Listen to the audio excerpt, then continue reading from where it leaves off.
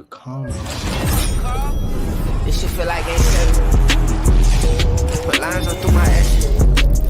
Wake up in the morning, count my blessings. Feel like heaven. This shit feel like ain't seven. Yes, sir. Yes, sir. Welcome to the Money Down on the Believe Network. Appreciate y'all tapping in to another live episode on Monday night. Got some interesting topics today. We're going to be talking our top receivers in the NFL. We're talking NBA Finals a little bit. We're going to be talking about Tyrese Halliburton injury and whatnot. So, should be a good episode. Appreciate y'all tuning in. YouTube, TikTok, whatever, Twitter, whatever app y'all on. Appreciate y'all tuning in. Get live with us. We'll start streaming on TikTok a little bit more. But we're going to kick this thing off. We're going to start with an icebreaker a little bit, a little something different. I guess we have talked superpowers a little bit. But we're going to go, what's your favorite Marvel superheroes? Y'all cranked out on what's your favorite Marvel superhero? I've always, he's not a part of Marvel, but y'all boys know, James, we got it tatted. Like, I'm a huge Batman dude. You feel me? So I'd say Batman, greatest superhero all time, but Marvel, give me Spider-Man, dog. When we was Jets, bro, y'all know, man. Spider-Man, that first series with Green Goblin, Pete was getting his ass whooped. Y'all boys, like, this is a good series. I'm gonna go Spider-Man. Marvel GOAT. Oh, that's dope. Marvel GOAT. I gotta go with the Hulk, bro. That's been my favorite since I was a kid. The Hulk is fire, bro. I call myself the Hulk, bro. I don't, bro. If I could be any hero in the Marvel Cinematic Universe, it would be the Hulk, dog. Give me the Hulk for sure. Give me the Hulk for sure. Oh. Shit. What they saying? No, James. I don't know. We lost James for a second, so I'm gonna hop in here for a second because I know. Well, who you got? Who do I have? Yeah. Who do I have? Yeah. Man? Let me guess. What? What's your There guess? you go. He back. Yeah. You go ahead. You got it. Don't go Perk. No, I'm curious what Warren has to say. I think Perk. I know he gonna go. I think Perk gonna go with like Aquaman or something. No, Aquaman DC. I take that back. You might go with like Captain America or something like that. You might go with Captain America. Captain America. Captain America get bad, but I'm gonna go with Thor. Okay. All right. That's straight. Keeping it real. See me, I'm gonna go Hulk though. I rock with Hulk, man. See? Hey, no. I just like how the Hulk, he a real reserved dude, but get that angry boy, turn up. That's kind of how I feel. I'm really reserved, but chill, dude. But you get me in that mode. He turned up Hulk smash, man. I ain't gonna lie, bro. Hulk got his ass beat up. Thanos in the beginning of that. First off, they all got beat up. True, but ain't nobody. He got beat up for real, bro. Right. They did Hulk dirty, man. Hey, say that till you come up. I'm with Los though, man. Y'all boys know, man. Spider-Man all day, and he got the Ross, bro. He probably got the best villains of all time, like. Best villains of all time, and you talking about, bro, in Marvel or like out of all? I think like, bro. I'm a huge Batman. Bro, I'm a huge Batman, bro. I'm a huge Lex Luthor is super. I know. I'm just naming other better villains than who Spider-Man got. Doc Ock, Green Goblin, freaking Green Goblin, Venom, Carnage. What's like the flying drip? Dang, he got a lot of. You got like, oh man, I can't think of the flying. I'm going Scorpio, but I'm going blank on people, bro. He got so many. He got a lot of ops. He got a lot of ops. He the original. Hey, that motherfucker the original ops. Like he got a whole bunch of them. No, for sure, man. I didn't hear you already had one because I don't law that you already had went. Warren, who your favorite superhero? I said the Hulk. I said the Hulk for sure. Okay. I think the Hulk got some crazy villains too now. Doomsday, Solomon Grundy, all of them. Or no, I guess Solomon Grundy would be Superman. So would Doomsday. Never mind, I take that back. Superman got some dope villains too. I feel like Superman done got dry over the last few. After the Batman versus Superman, which that was straight. But after that, it's been kind of. They ain't done nothing yet. No, that's what I mean. Him as a hero. And first off, I'm gonna be honest with you, bro. I ain't gonna lie to you, bro. In my opinion, Batman probably gets smoked by all of them. I mean, he ain't got. He ain't got no That's problem. why, bro, that's why I fool with Batman so much, bro. Like if I was a billionaire and had bread like that, bro, I could be Batman, bro. Think about it. Just keep it cheap. Bro. I learned some martial arts. Sorry, I hit bro. the gym and I just spend OD bread on equipment. Think about it. Then you go Bruce got all the babies, fam. You know what I'm saying? Good. Yeah, I snatch all the girls, bro. You got all the bread, and you go ahead and spend all that money on them gadgets, bro. We could be Batman if you think about it. You gotta have the cheese. You gotta have a remote location. You gotta have it. You gotta have the cheese. You gotta have the cheese. You gotta have the cheese. You don't stand a chance. You ain't got no cheese to be Batman. Boy, that boy got all the gadgets. Oh man, we'll switch the topic over to football. We're gonna talk last week we did our top 5 quarterbacks in the NFL. This week we're gonna go our top 5 receivers in the league. We kind of discussed it a little bit. I feel like last week when Alex Erickson was on. We already know who's gonna be in Warren top 5. So what you mean? You ain't even let me answer yet. Go ahead, you go first. I already know. No, I'm gonna go second. I'm gonna let you go first. Jake. You want me to go first? Yeah. Okay. Number 1, I'm gonna go Jamar Chase. Going with Jamar Chase, he got the speed, physicality, explosive playability. I would say his route run is not the best in the league, but just his ability to, when he get the ball in his hands, or just he runs good enough routes to get open, and when he does get the route, he's gonna take it off top. So we'll go him number 1. Number 2, I'm gonna go Justin Jefferson. Go Jay Jettas, man. Routes filthy, hands filthy. He's been able to produce, with whatever quarterback he's had, Kirk Cousins, whoever it is back there this year, be JJ McCarthy. And it'll be somewhat similar for him. Number 3, so we get kind of tough in number 3. I'm gonna go AJ Brown number 3. Go AJ Brown number 3. I just think his physicality, what he brings to the table, he's not probably as explosive as some of these other dudes, but he's physical. He make plays consistently.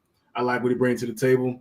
Number 4, I'm still going Devontae Adams. I know he had a couple little shaky years and whatnot with the Ravens and with the Jets, but he in my draft class. I'm still a big fan. I know him going out to LA, he's gonna have another one of them 1,000-yard years. He's gonna have probably 8 to 10 touchdowns. I'm still gonna go to Devontae Adams. And number 5, I'm still rocking with some guy around my age. I'm going Tyreek Hill. I still think he's got the juice, explosive ability. Once again, when this dude is on fire, he's literally unstoppable. You can give him a handoff, he can take the ball 80 yards. So I know that ain't got nothing to do with receiving, but I just love him as a receiver, what he brings to the table. He threatens a corner so much. Like, hey, you got to respect it. And if you don't, we all know what it is. So I so y'all go ahead. you got it, OG. You got it, You said you go number 2, so you got it. Hey, hold on. First off, I didn't think I was status yet, bro. I'm big bro. I ain't status. I got to you fam. Y'all boy. We talked about that video the other day. I ain't I got 2 more years. Y'all boys 32 and up. Y'all boys You know what? I'll tell you. I'm actually 33, but I'll tell you. All right, baby. All right, top 5 receivers. I'm gonna go Jettas. I'm gonna go Jettas number 1. I'm gonna go Jamar number 2.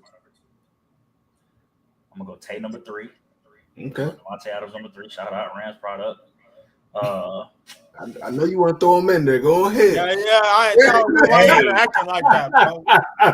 Y'all might be surprised, but I'm actually gonna go Scary Terry for my number 4. I like Scary Terry. I like what he does over with Washington. He's under the radar. Like, what you mean, Los? What you mean? He under the radar. He proven receiver every year, regardless of who's in the backfield. And I think he's gonna have another standout year this year. So he's very consistent. I like what Scary Terry does. And then my number 5, I'm gonna go with that's tough. Get tough at 5. You got CD Lamb. You got some dudes like. I was just about to say CD, but I'm gonna go with my dog Puka Nacua because you know what I'm talking about. My dog gonna go get it. My dog have a big had year. to throw him in there. What you mean? I didn't have to. Everybody's going to. He's top 5. That's my top 5. That's my top 5. JJ, Jamar Chase, Devontae, Scary Terry, and Puka. That's all. I'm standing on business. I'm standing on that. I'm gonna go Gritty at 1. Gotta go Jettas at 1. 2, I'm gonna go Jamar Chase. You talked about it, James, being able to catch them slants and go to the crib. That's ability that a lot of people don't have. Three, I gotta go Reek, bro. And like you talked about, just how he able to threaten the DB. A lot of people don't understand. I get it, down year and all that stuff like that, but press that moment a playoff and he touched the slant. He out of there. You're gonna be seeing a lot of peace signs, and we've been seeing it for the past couple of years. So I'll go Reek at 3. Y'all know me. I gotta go DA at 4. And his favorite player in the league. Super crafty, bro. I don't think nobody got a first step like him. Like it's insane. I'm gonna go DA at 4, and then 5.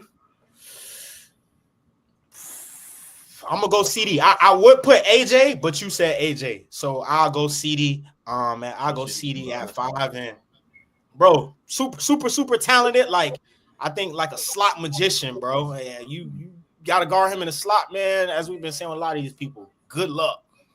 And Dak throwing him the ball 30 times a game, so he go catch the ball. So that's my 5, though. That's my 5. But DA, man, DA the one, bro. I'm hoping him and Reek sneak back into that 1 and 2 conversation. Is gonna be hard because them boys at 1 and 2 showing them boys good. It's good. It's tough. That receiver list get real took. I feel like once you get like that 3 and 4, it's a lot of guys that you can really put in that category. I'd have thought about. I like Collins, Garrett Wilson, St. Brown. I like Garrett Wilson, St. Brown, DK. Bro, freaking Malik, bro. Like, I know he was young boy last year, but like, man, seeing some of the highlights and stuff like that, the coverage he's been able to beat. Malik gonna be hell. Mike Evans, who been doing 1,000 yards year in, year out. Like, Mike OG though, Mike OG. But he's still reliable, bro. He still do it year after year. 5 though, 5. I mean, the conversation is that he's consistent. Yeah, for sure. Yeah, ain't nobody. I ain't saying he's unguardable, but ain't nobody. Only reason why I wouldn't say Mike is because Brian Thomas, he catches too. Yeah. Only reason why I wouldn't say Mike is, bro, 1 and 2, like them boys putting up like 1,500, like damn near 2K. That's fair. Mike, don't get me wrong, Mike a consistent a band, which I feel like in today's game, if you a top receiver, you gotta be able to touch 1,000. Like that's not a couple years ago, don't get me wrong, you was touching a band, it's like damn, you consistent, you really, really good. But if you're a team's number 1 target, you should hit that. I feel like now the threshold went up. Now to be an elite company, you gotta be at least touching 13, 14 just to get in the door. And them boys doing that. I mean, I think Jettas done did that year in and year out since he's been in the league. Yeah, which I think Mike could do it too. I think Mike, he's just not as flashy, as the rest of them. Which he still is explosive. Mike can take the top off of defense. He can still run by everybody. Just some of these young bulls, man, he's got a little bit more stuff to him as far as explosive ability when they catch and run and all that type of stuff. I feel like Mike, that's not really Mike's game. Like he gonna take you up top. He gonna make those contested catches, but he's not really taking a slant, which he is fast, but he's not taking no slant, breaking a couple tackles, and then which even like when it comes to like Devontae, that's not really his thing too. He a little shifty and all that, but he ain't really taking nothing 60, 70 yards. What about would you still? I mean, obviously he was injured a lot of last year, but would you still consider Stephon Diggs up there? Like he's one of the most elite route runners that we've seen in the last few years, right? We gotta wait and see. We gotta see though. I mean, I think it's gonna be interesting, dog. Like that whole New England situation, because don't get me wrong, they got the players around it. Like you look at it on paper, they are gonna be very scary. You know what I'm saying? But now it's just a matter of, right? Is Josh McDaniels' offense package getting updated? Like, and James, you know it better than we do. Obviously being there, but I think in today's league, you gotta be able to, as an OC or a DC, be able to reinvent yourself and throw in little wrinkles. Because y'all boys know the filming and the analytics and all the stuff that these boys got nowadays to be able to study and kind of get the edge in football. Like, if you're not updating your package, boy, good luck. You know what I'm saying? Like I think Pittsburgh is the perfect example of it, right? Like they have always, with AB and all those boys and Ben Roethlisberger, like they had such a dynamic punch, but everything looks so generic and basic. Versus nowadays, you see all the route combinations that's coming out of some of these offenses and the creativity. I don't think Pittsburgh has updated, and that's going to be the thing with Josh, right? Is Josh going to be able to work with all these condensed splits and these tight splits and all these formations, and it's to be determined. Yeah, I think he will. He's, this past year, from what I've seen or what I've heard, is that he went around to different college teams, different NFL teams to kind of learn a little bit different stuff. And even the year we had Cam as our quarterback, our offense was a little bit different than what it ever was before. He catered to the offense a little bit more to Cam. Now, we weren't very good, like as a team. Wasn't Cam's fault. We just weren't a good offense. You know what I mean?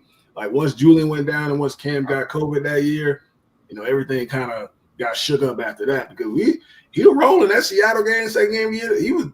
He threw for like 300 plus yards, with throwing dimes and all that, was using his legs, so it was looking good. But then things kind of got shook up. So I know Josh, he's able to adapt what he's always done. He adapts to what players that are in the locker room, because even you go back to like the 2 tight end days, like he was handing the ball off to a tight end, like with 12 personnel, with no back in the backfield. So he's going to adapt to the talent that he has.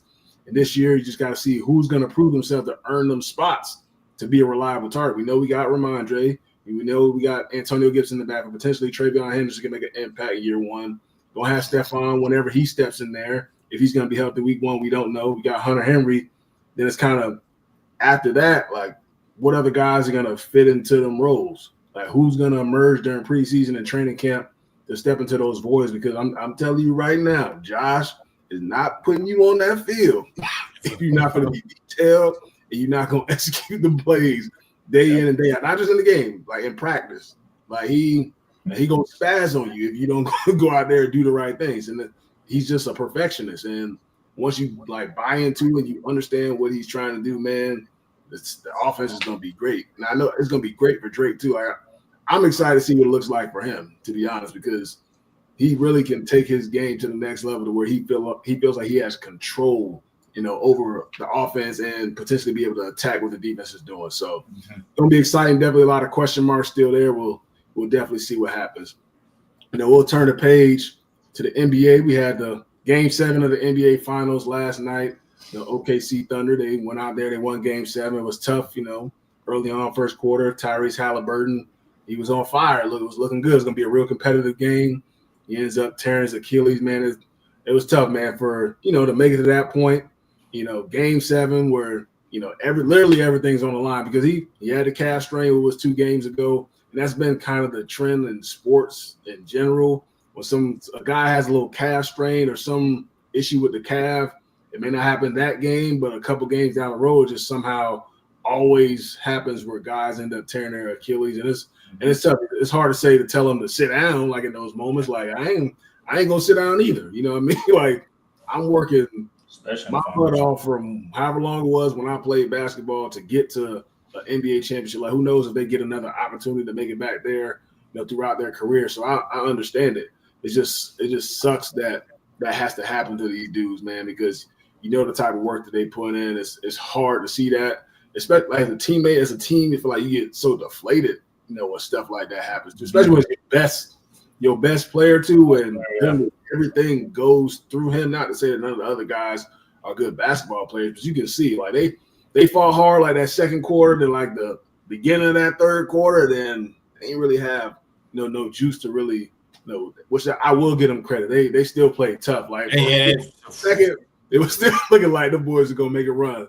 So I mean, I don't know what y'all thoughts about the overall NBA Finals. Obviously, SGA, MVP of the league, MVP of the finals, NBA championship, all that. So he got the trifecta all in one season. So that puts him in a certain category. That's elite company right there. Not many people have got all of that in one season. So definitely got to give him a ton of credit. Shout out to OKC. But I will say shout out to the Pacers too. Rick Carlisle, he's a heck of a coach, man. Like that team, like I put my hand up, but I was number one doubter about the NBA Finals, saying they were going to be. He was. I had him getting cooked too. Yeah, I put my hand up too. We'll see what happens. First I want to say, bro, great series, right? For it to go 7, I think for if you're a basketball or you just want to see it, like it was good hoops played. I think that was what a lot of people were concerned about, it being 2 teams really, the Thunder ain't been to the final since KD and Russ and James Harden. And I don't know when the last time the Pacers was, like Reggie Miller or something like that. So I think a lot of people were thinking that it wasn't going to be some good hoops. And I think for both teams to go out and it to be like a punching match back and forth, you know, the Pacers steal a game, OKC get a game, you know, on the road. Like, that's what we need. That's what the finals is about. And I hope just overall as basketball, we continue to get these unique and different matchups. You know, I told my family yesterday, like, it was dope to finally not be like the Celtics won or the Lakers won. You know what I'm saying? Those teams that have had a staple, you know, on basketball for a very long time. The you know, Tyrese thing, man, is so unfortunate. I think, you know, it's bad because this Achilles injury, right, it's not a 6-month thing, right? Like, No, you know, you're going to be out for a long time, man. I just think even just overall in the playoffs, right? Like, we lost Dame to an Achilles injury, lost JT to an Achilles injury. Now we lost, you know, Tyrese to an Achilles injury. And those are guys that are so important to their team that they're going to miss some significant time next year. So how does basketball look next year, right? With a lot of teams, with 3 teams having their stars or one of their stars out. So I just think overall, man, I think a good season of basketball started slow. Obviously, a lot of controversy with, you know, the viewership up and down, but man, we about to hit a stretch where it ain't nothing on TV. So I'd watch, you know, this whole playoff run for another 2 months if we could. But I think overall, man, a good playoffs, and you know, I can't wait to see what next year has in store for us. No, for sure. It was a super competitive series, man. You love to see it. You know, it was super refreshing to, you know, being a I don't want to say an old head because, you know, you're old head, bro. It's cool. You know what I'm saying? It's one of those things where you don't see Steph, you don't see LeBron, you know, like you said, you know, you don't see Boston again.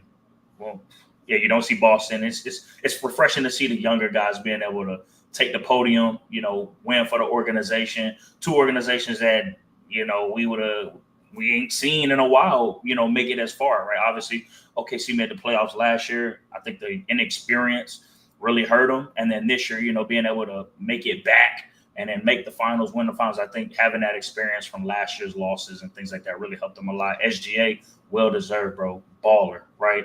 And then seeing role players like Obi Toppin, bro, like, when Obi Toppin was, he wasn't like that with the Knicks, you know what I'm saying? But to be able to, I'm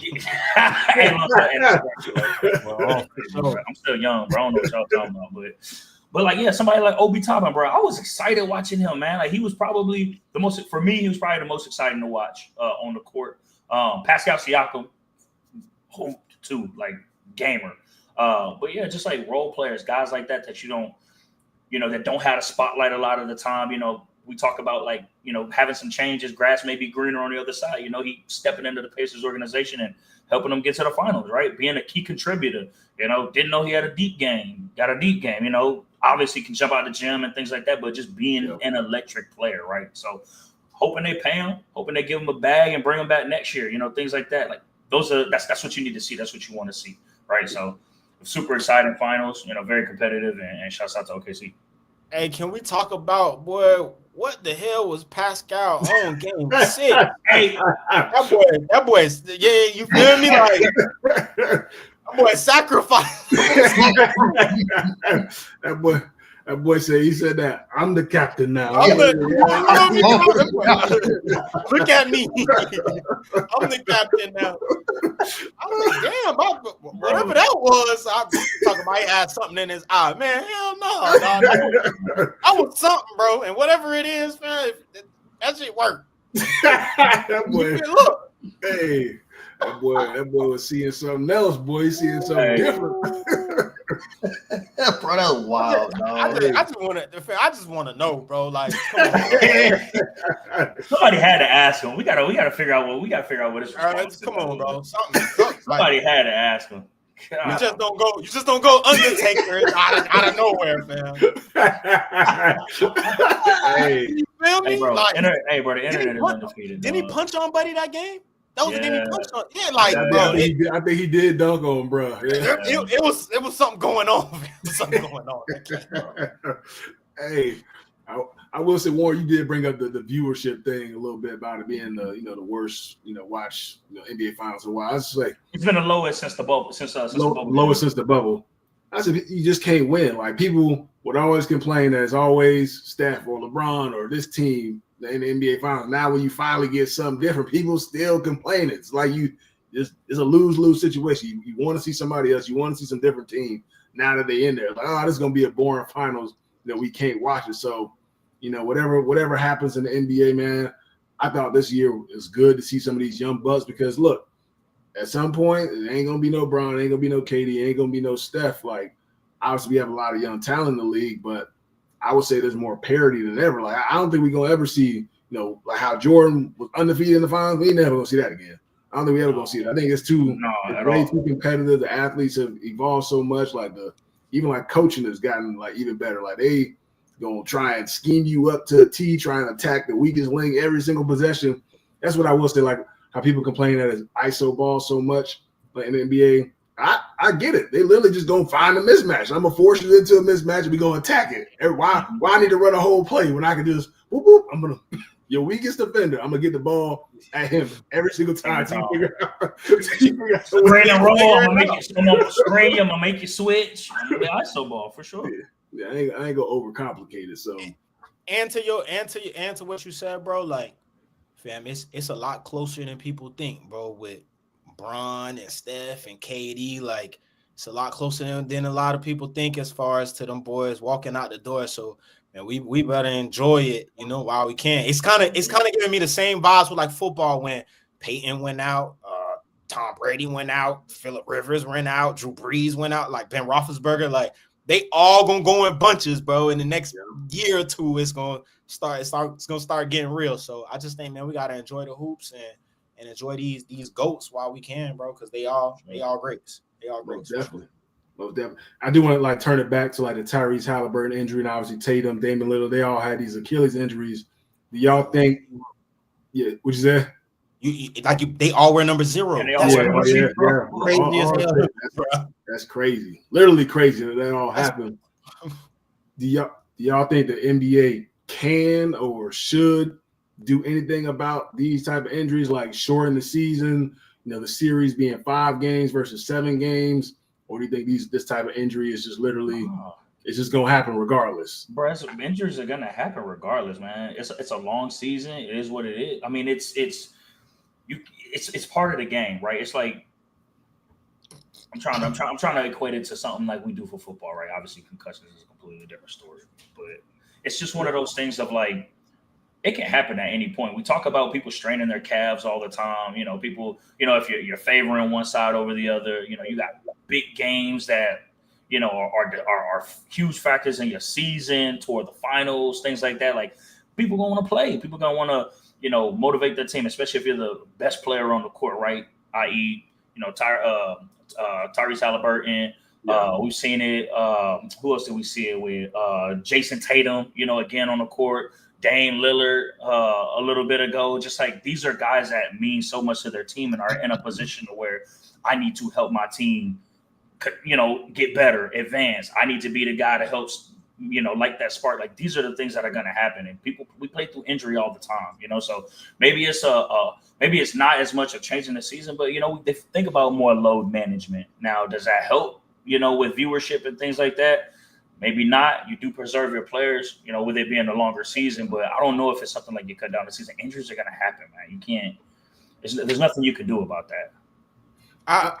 You know what I think, bro? I think, talking to the people that I know that do hoop, I feel like basketball players don't strengthen their Achilles. You get what I'm saying? Like, and it was the same thing with like football, right? Like football had that stretch where a lot of guys were tearing their ACL, right? And if you played football, some of your strength and conditioning programs kind of incorporated that into, your workout, whatever it was, the strengthening your, you know what I'm saying? Like it was a lot of stuff that was switched into the strengthening conditioning programs to kind of benefit and work those type of, muscles and ligaments. And I think just going over and just hooping, which a lot of guys do right now, like just play basketball. You don't really see guys in the NBA lift heavy or lift, you know what I'm saying? Like that's the type of things that I think have to be considered too. Guys gotta, and I'm not saying people aren't, because I don't know everybody's workout regimen, but I just think that has to be incorporated, and I think we'll see less of it because it's such a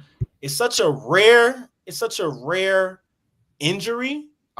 It's happening a little bit more now, right, with star players, but it's not happening. It's just not something that's just like, oh, just go out there and pop your Achilles. Like Right. it's a wear and tear thing, and I think guys gotta, I think if they add it into their workout, then we can assess like, okay, it's a bigger issue than what we have going on with just the whole load management and 82 games a year, and we can kind of decide from that. Yeah, I do think they need to cut the schedule back a little bit. I know, and Perk put in the chat, like no back-to-back games. I think that can help a little bit too, to where they're not playing games on back-to-back days. And I do think that will make the regular season a little bit more entertaining as well. You don't have to worry about the load management a little bit. Guys be maybe a little bit more willing to play every single night if they don't have back-to-backs and all that, because people saying the viewership, the regular season is not as exciting, which it really hasn't been over the last couple of years. I don't really tune into regular season games unless it's one of those marquee matchups like Lakers, Celtics, or something like that, where you really want to get into watching the basketball game. I think that can help some. And I've been saying for the last few years, series need to go to 5 games instead of 7, because just the odds of coming back from down 3-1, or once the team goes up 3-0 is literally impossible for somebody to come back and win. So why even have it a 7-game series if the odds are literally impossible if a team goes up 3-0? To me, they get 5-game series, and look, people, every single game, I mean, obviously every single game matters already, but now the odds are a little bit in favor of a team that goes down 2-0. Maybe they can win 3 in a row, which is still hard, but maybe they can win 3 in a row and go out there and win the chip. But at least it's a little bit more likely that it could potentially happen. But I don't think Are you opposed to doing? I want to say hockey and baseball do it, right? Like those first 2 series might be. Like 5. First series or 2 might go to 5, and then as you gradually get to those conference championships and the finals or World Series or whatever, or NHL, the final series, like then you can maybe go to 7.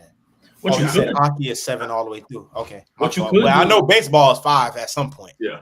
What you could do is, like you talked about, eliminating the back-to-backs, right? Eliminate the back-to-backs, and then instead of making it, if you don't want to, eliminate back-to-backs and elongate the season, if you want to keep it in that sweet spot where it is right now, eliminate the back-to-backs. But like you said, drop them to where it's like the first few rounds of the playoffs are best of 3, right? And then have the finals go best of 5. It still keeps you on that same timeline.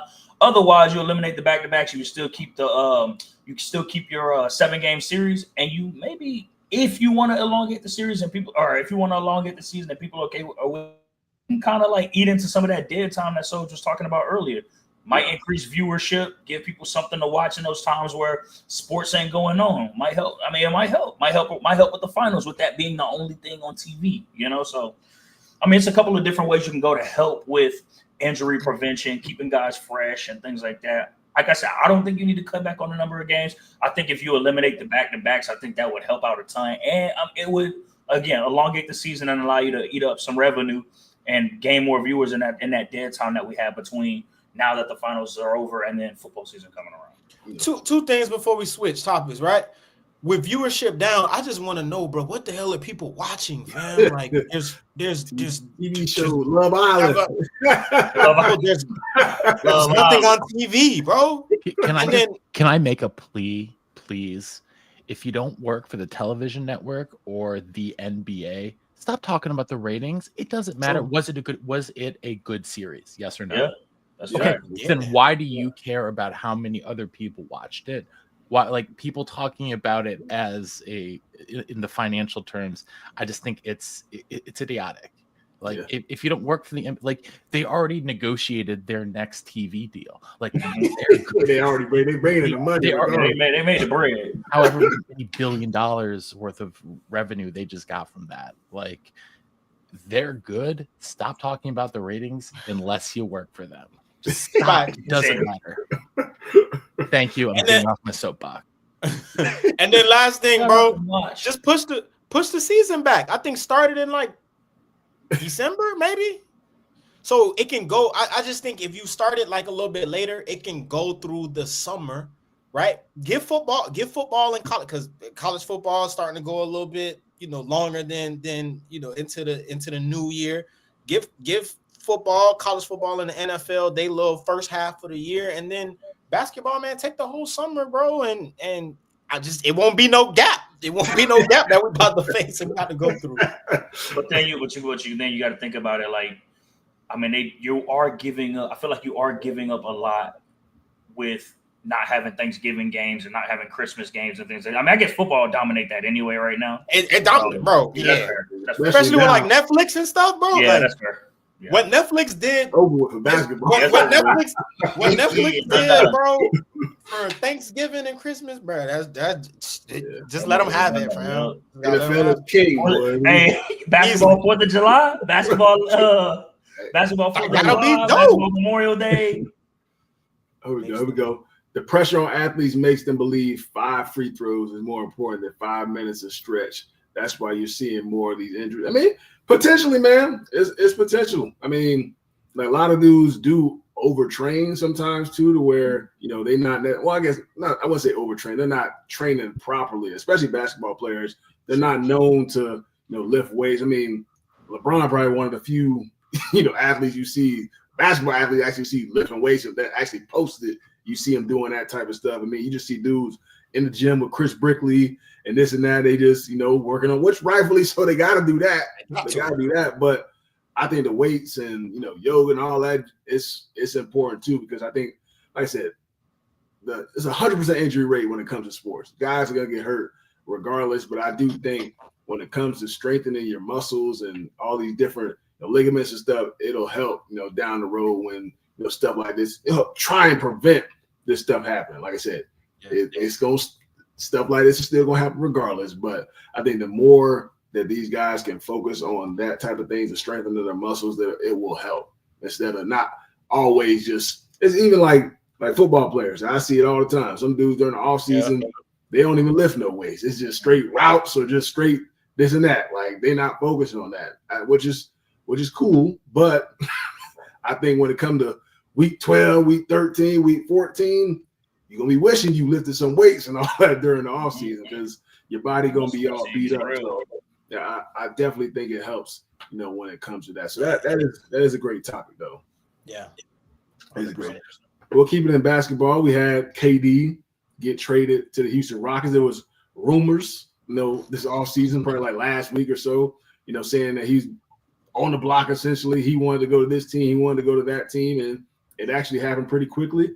Got traded to the Houston Rockets for Jalen Green, Dylan Brooks. So, I mean, they trade, their young talent, which he was looking like he was, trending in the right direction. They had, their best record in like a few years, since like 2014 or something, when James Harden, because I'm pretty sure they was like a number 2 or number 3 seed. It was number 2 seed.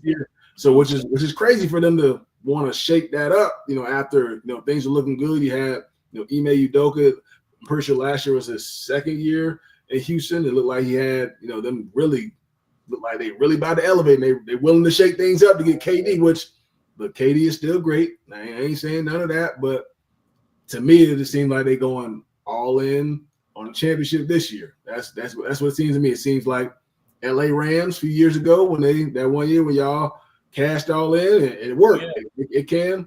It can work that way for sure, but I do think for their future, I don't know if it's the best decision, but hey, it's hard to win championships. If it all works out, you win a championship, to me, it's worth it, because teams go decades on decades on decades, without winning a championship. So if it works, it works. But if it don't, man, it's like, dang, which they still have, I forget how to say the dudes, the power forwards, Segun, something like that. Really good young talent. They got Thompson as well, as far as their talent too. That Dylan Brooks. No, he gone. Dylan Brooks is out of there. He gone. That's right. Out of there. What's they got Steven Adams too off the bench. Like they, no Diddy or whatever, but they got size, bro. They good. You feel me? So I think it was a. See, can't even. I gotta do it when I can. But I think it was a dope move, bro. I think especially because of the Western Conference, you look at it, right? Like the Lakers look beatable. Bron getting older. You giving Luka the keys. We know what his issue is, right? And if you're another team, is he gonna address that in the off season? We'll see. We know that boy like food and hookah. That ain't going nowhere. Right? Steph and them, Steph getting older. Like all the guys, even KD is getting older, but you have to like your chances adding somebody like Kevin Durant in the stretches to score those points and get you over the hump. So I think any team in the West, right? Like if you trying to make that push, I still think they're one move away. They got to add somebody else. But this is, what other better time right now than to try to put your team together, even if it's for a year or two run, just to put yourself in the best predicament to win. And Udoka, like, I want to say this was year one, because did he take a year off, right? It might be 1 or 2. He took a year off, right? I think. Oh, so it is year 2. So he coached that shit. But like even with him, I know they just gave him an extension, like well deserved, to take a team that young to second seed. I think having him and KD, especially with KD that loves to, like, he's a basketball junkie. He want to hoop. That's the type of players that you win with, man. Guys that don't really care about all the stuff off the field. Keep that private and do what you do. But when you step on that court, man, you're trying to give, not only the fans a show, but you trying to put on a show because you love the hoop. So I think it's going to be a perfect match. And, just as long as they stay healthy, we'll see how it go down. You think they contenders, like they can go out there and win a chip? Yeah, they want more move away. They gotta figure out. They gotta add somebody else, like another. I won't say like Fred VanVleet. He's a good scorer, but I still think you need somebody else that can go out there and give you 20 and 5 or something like that. Yeah. Like, you need another Which scorer. I mean, I don't know how to say his name again. Shagun. Like he can do that. He can do that. He can do that for sure. He can do that. So we're gonna see, man. I do think with one of the Thompson twins, he's a good ball player too. Maybe year 3 he can keep elevating and keep pushing himself to be a better player too. So I think they're banking on him to keep elevating, and they probably didn't assume Jalen Green was gonna get maybe much better than what he is right now. Because they even said that Phoenix Suns even looking to still shop Jalen Green, and they may not even keep him. Because that's kind of a weird combination with him, Bradley Beal, and Devin Booker.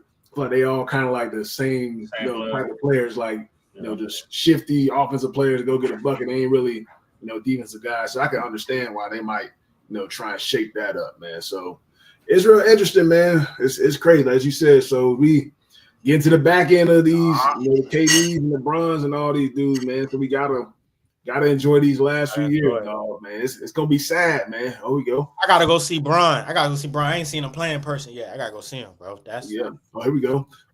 What's our take on the Trey Hendrickson and Shamar Stewart holdouts, man? I think the bank was tripping. The bank was tweaking, bro. I mean, you have a problem, bro. You do not have a solidified edge rusher right now, and we know how important it is to have an edge rusher in the game. You ain't working nothing right now with Trey Hendrickson, who's been number 2, if not number 1 every year. It has been everything for your defense. So now you get an edge rusher out of the draft, and right now you're trying to do this rigmarole, like changing your contract verbiage and things like that. Nah, bro, you don't do that in a time where you're looking to add an edge rusher, bro. Like, you don't try to take advantage of a rookie in this position, bro. Like, this is supposed to be the guy that's replacing Trey Hendrickson at this point. Obviously, you don't replace Trey Hendrickson, but at least fill the gap that Trey Hendrickson's leaving if you're not going to work out a deal with him.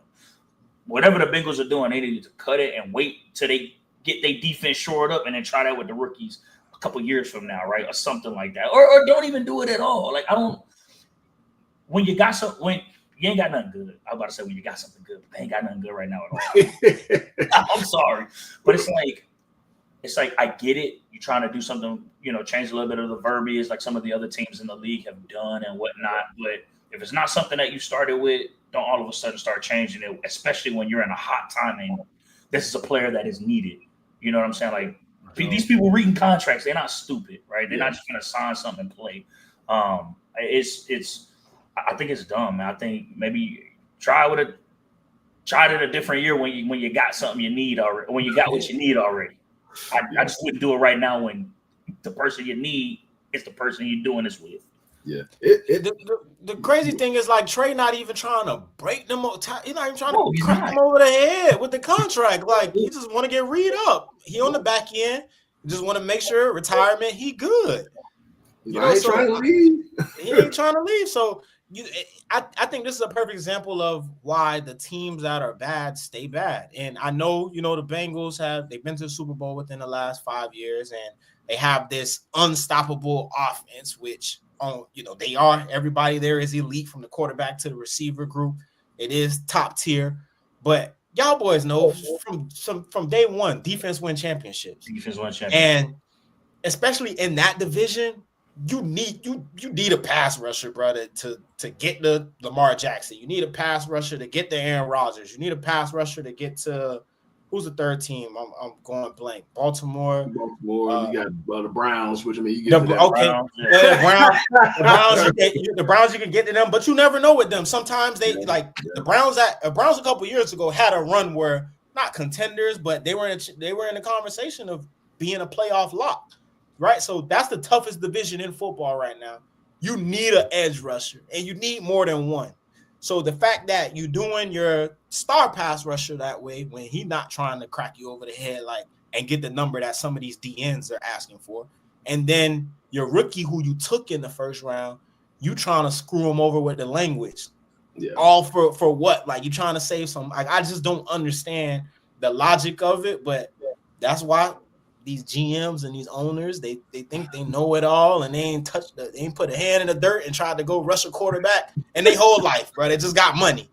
And they just feel like that give them the power to make decisions, which you do. I mean, but the crazy part is, and please correct me if I'm wrong, but it ain't about saving the cheese. Like, nowhere in that contract are you saving cheese. It's saying that if he get hurt or something. If he get hurt, it's a save the cheese, man. It saves the cheese if certain things happen, but you haven't had to deal with players for example, one of them is you get it's not a one strike rule. What is it? If you have an off the field issue, conduct. If you have a conduct detriment, you haven't had players on your team that have had to deal with this. So I don't know why you're worried about this right now. You probably had one in a while. It's probably Vontae's birthday. But other than that, that was it. His was all on the field.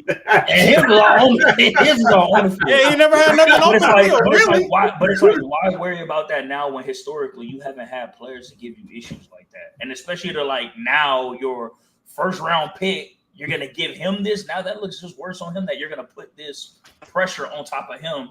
You know what I'm saying? To change the language to say if you mess up off the field, this affects your contract. It's just. It's a lot of unnecessary in there. I mean, it's just crazy. The Bengals every offseason is something with them as far as these contracts, and they've been known for this for a long time, giving players that they drafted that they literally selected a hard time about their contract. I know, Trey Hendrickson wasn't drafted by the Bengals, but a guy who's been within your franchise, been a good player in the community, been a good player on the field. Why are you giving these guys a hard time when it comes to re-upping their contracts? And then for the Shamar Stewart, it's man, look, these rookies been signing fully guaranteed contracts over the last several years, the first round draft picks. Why are you gonna give this dude a hard time? Now it's I don't know what his relationship is with the Bengals now, but it's I'm seeing the writing on the wall. I ain't gonna want to re-sign here after 3 or 4 years. I know they kind of have a little bit of control over because he's a first round pick. They can 5th year option him and all that stuff if he ends up balling out. So he's kind of locked into place for the most part, but it just doesn't make sense to me. I get it, you trying to save money if he get hurt, and this and that, but no, man. Look, these other guys are signing these deals. Unless you assume, I don't know what he got on his, the doctor reports and all that, whether he got something, on there that they kind of worried about, and that's why they trying to do it. It's then you should have drafted him then if you worried about him getting hurt and this and that. To me, if you drafting a guy in the first round, you expect him to be within your franchise for a long time. You know that he's going to be a really good player, or at least you expect it. So why are you the only issue I've had with him as far as handling the situation when he started talking about Trey Hendrickson's situation. You don't have to compare yourself to your teammate and all that. Just let Trey deal with his stuff on his own. You handle your situation. You just kind of talk about it yourself. But yeah, I don't really like the way the Bengals have been handling this, especially with the status of your defense. It's really in question. It's really in question. And your best player holding out, and then your first round draft pick who could potentially try and step in and try and help out at that similar position. is not going to be out there either. So it's like, I don't really know what they got going. To me, if you're going to keep having contract issues with some of your top players every offseason, it never results in winning the Super Bowl. It never does. So it's like, why do you guys keep doing this to yourself? It don't make sense to me. So same situation as last year, just on the defense side of the ball, right? Yeah, I mean, Jamar Chase holding out, which is why they started slow. And it took them a while to figure it out. And when they figured it out, they was on fire, but it just took too long to figure out. Same thing on defense. And their defense was bad last year. They're going to be bad this year. They're about to be dumpster juice again. Like, it don't make sense. Don't make sense. All right, we're going to go to the social standout next. I didn't even know this was going on until I saw this on Twitter. I don't know if y'all see. Bro, I saw this right before we got on live. I saw this today, bro. Shout out to White versus one of the Island boys. Bro, what's the world coming to, bro? 30 seconds. Everybody getting in the ring. Let's go. Oh, gas. He's giving up. Ain't no timeout. He's giving up. Ain't no timeout. Ain't no fucking timeout. Ain't no timeout in boxing. Ain't no timeout. Ain't no timeout in boxing. Hey, them boys gas, boy. Bro, look. Hey, I'm not gonna lie to you, bro. I'm all for this, right? All these rappers and stuff talking about doing. Don't. We too old to be, taking each other lives and stuff like that. Step in the ring, bro. Yeah. 2-3 minutes. We ain't even got to do it like boxing, where it's OD. As far as the number and how the rounds is and all the time and stuff, bro. Just punch it out for 2-3 minutes, 3 rounds. Yeah. And stop all that, on Instagram Live and all that stuff like that. No, bro. Get in the ring, throw a little charity event, whatever your charity is, and the proceeds and the money, it go to that, bro. You must got an idea of who you trying to see throw them hands. Who you trying to see? I'm trying to see who been talking. I ain't gonna lie, bro. I ain't gonna lie. Throw Diggs and Offset in that motherfucker, bro. Hold him in the ring, bro. They've been a topic of the summer, bro. Just throw them in the ring. You know how many people, bro? I'm not gonna lie, like I ain't into all that crap, but I pay that little 20. I'll get them boys 25 and a little pay-per-view event just to be messy and watch it. I throw 20. I throw 25, bro. Another one too that kind of popped up: Antonio Brown, Pat-Man Jones. They've been beefing recently. Hey, I mean, AB leaked his number on like Instagram or something. Like it was hella people calling his phone. What Pac-Man said? I don't know. Pac-Man, he was talking about on his podcast. He wasn't really tripping about it too much, but that'd be a little dope little fight. I mean, Pac-Man already been in the ring. The dog got. I ain't gonna lie, y'all boys. I think I could make a dope fight card, bro. I'll go Diggs and Offset as the main event. I'll throw Pac-Man. I'll throw Pac-Man and AB on there since they beefing. That might be the main event. Listen. Yeah, it probably might be. I'll throw Shannon Sharp and Jim Jones on there right quick. And then we never got the to see it resolve between Debo and I know you took thing of going blank. I can't think. CJ. CJ Gardner Johnson. Oh yeah. Yeah, and then for the last one, I'll throw like Soldier Boy. He be talking cash on somebody. I'll throw Soldier Boy with somebody. We just walk out and see, man. I ain't gonna lie. I could be a promoter, y'all boys. Somebody have a money down bout. I was gonna say you wouldn't throw. Did you say Drake and Kendrick? You think that's done with? I don't think I got enough. I don't think I got enough pay for that one. I ain't got enough pay. I'll be honest with you. I ain't got enough pay for that one, man. That's Dana White. I ain't gonna lie to you. I throw an old but recent one in there just to see it, bro. I would love to see Will and Chris rock those hands, bro. I want to see Chris get his get back, bro. Will gonna whoop him though. Bro, you can't say that, bro. Money Down Promotions, man. I don't think I don't think Chris will stand a chance, man. But Chris, Money down say that. promotions, dog. Can you say that? Yeah, yes, you never know. Never know in that boxing ring. Might get a little haymaker. But Get that beneath just the goes chin. to show you, fam. If you don't think you stand a chance, then stop talking. Stop talking. Stop wolfing. What's wrong? Oh with you? man. Before here we go. Running back in high school. Any tips to get to the running back room? Oh, for the running back room for me, obviously number one, ball security first and foremost. Number two, good contact balance for sure. Got to be able to run through contact. Can't be going down on first contact. And number three, I always say, which is really number one, you got to be able to create your own yards. Anybody could make a run that's blocked for 4 or 5 yards and make it 4 or 5 yards. The special guys, when it's blocked for 6, they can get 15. Or if it's blocked for 10, they're getting you 40. If it's blocked for however many, they get to create their own yards. So for me, those are like my 3 big things for running backs, man. And just first and foremost, just be good teammates. That's what I say, especially like in high school. A lot of times the running back or the quarterback are like the main focal points of the offense. If you're able to uplift your teammates, I think that's a huge thing, a huge step in the right direction. So for me, those are like my big thing. So good luck to you and your football team this upcoming season, man. Shout out to you for giving back to your community coach in high school too. I think that's always definitely dope. Hold that rock. Run the rock.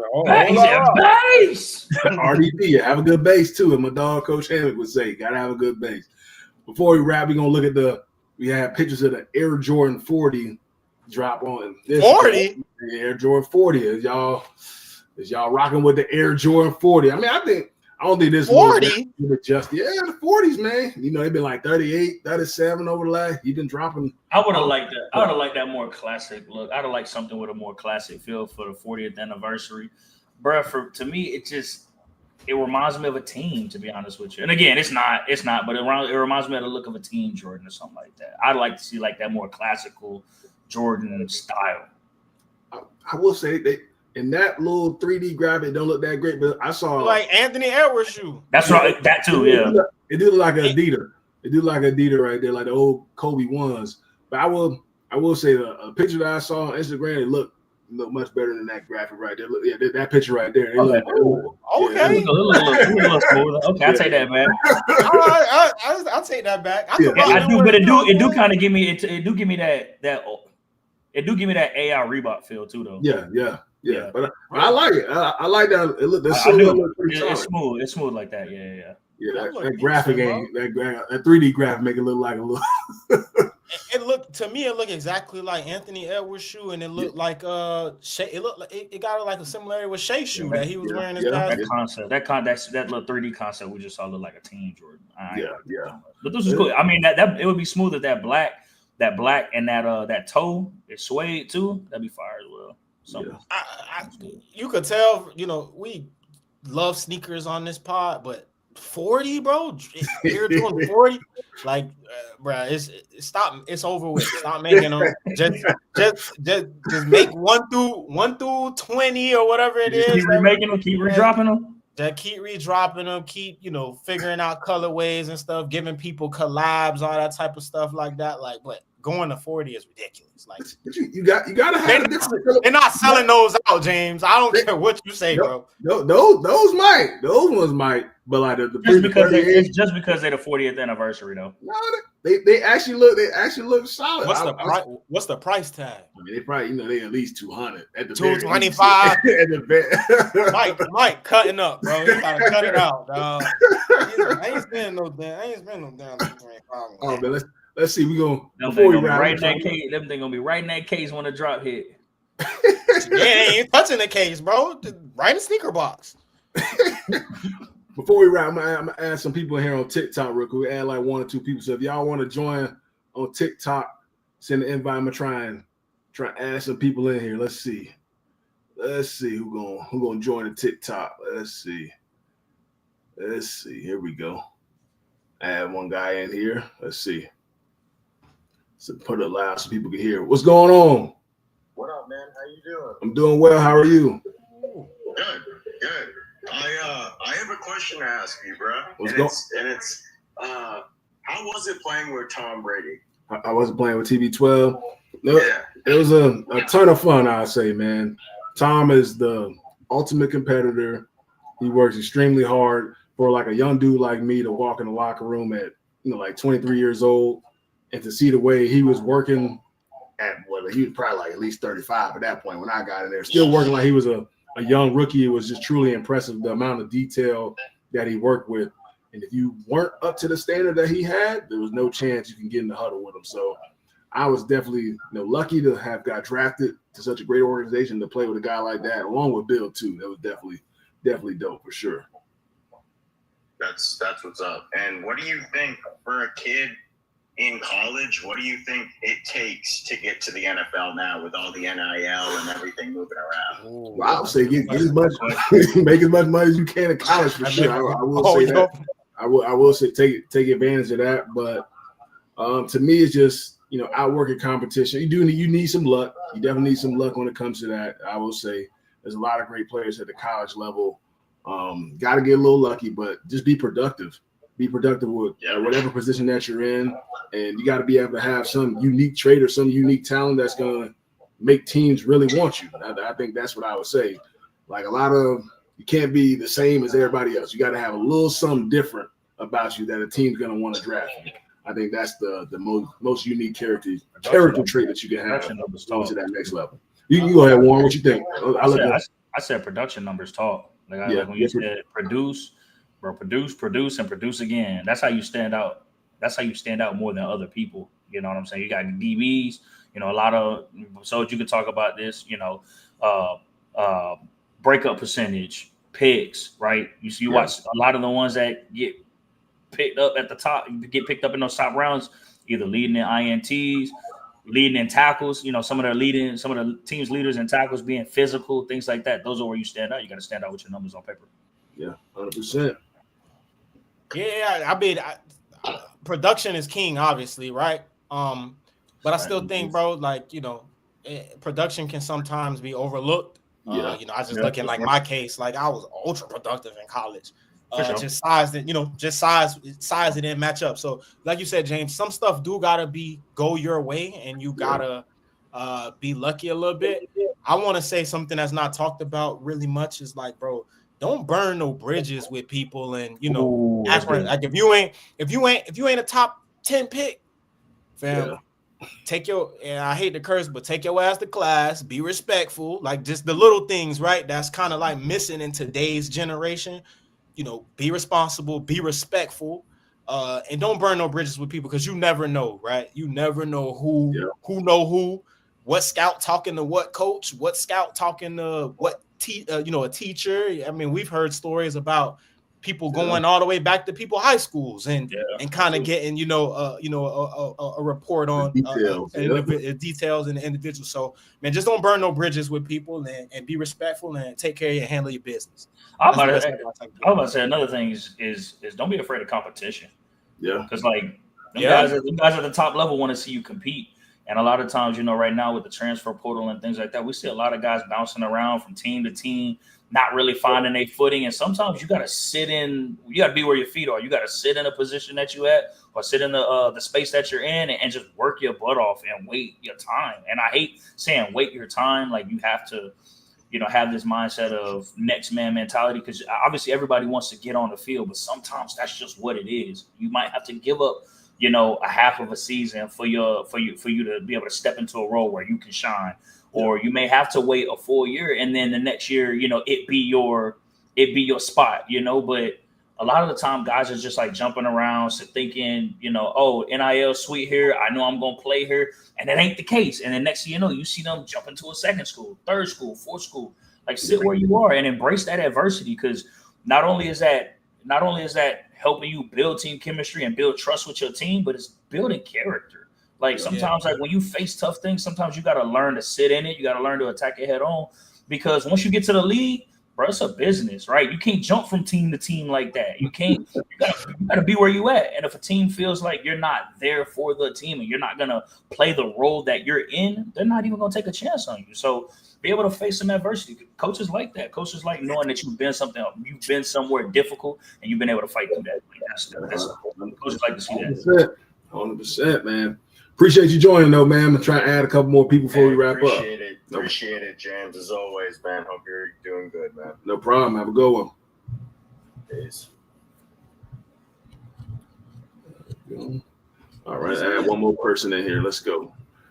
Here we go. Did it add him? I don't think it added him. Here we go. South. Yeah, I had him on the other night. Let's go. Fanatic Sports. Let's go. Here we go.